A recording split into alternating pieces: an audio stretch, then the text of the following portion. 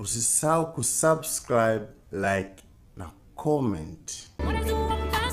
Urabona bitararangira neza, hari ibindi byoba byari bisigaye cyangwa ibindi bikorwa wari urategura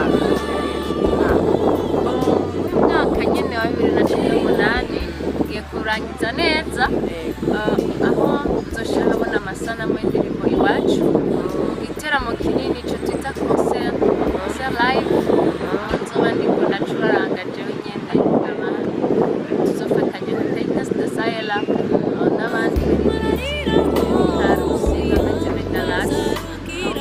concert yo kurangiza umwaka gutanga Noel kubayemera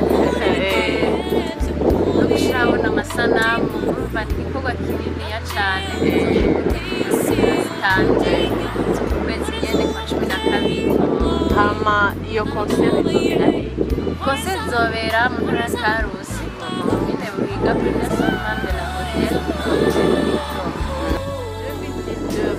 ko igomba kwinjira mu 2019 igiki witeguriye gukoramo umwaka niteze gukora byinshi, nshaka gushika ku bintu byinshi, ariko ikintu muvuga ko mwitega cyane ishigwa habona ya album yanje gukurikirane yitwa Iwacu, nabona mu mwaka utangura tuzabaheze neza cyane.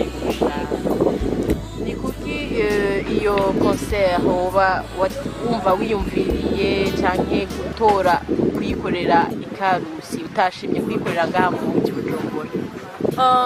Imvo si yindi, imvo ni imwe gusa, Ikarusi yo nataye uruzogi.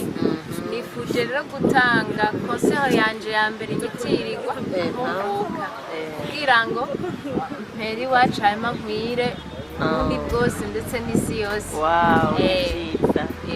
Magaze ku musozi nyabyamo utera kamo mu rundo wa mu mahanga ya kure,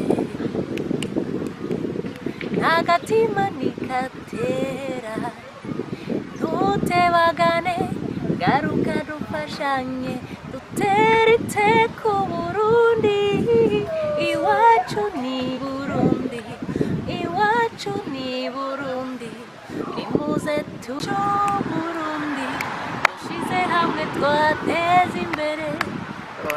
Usisahau kusubscribe, like na comment.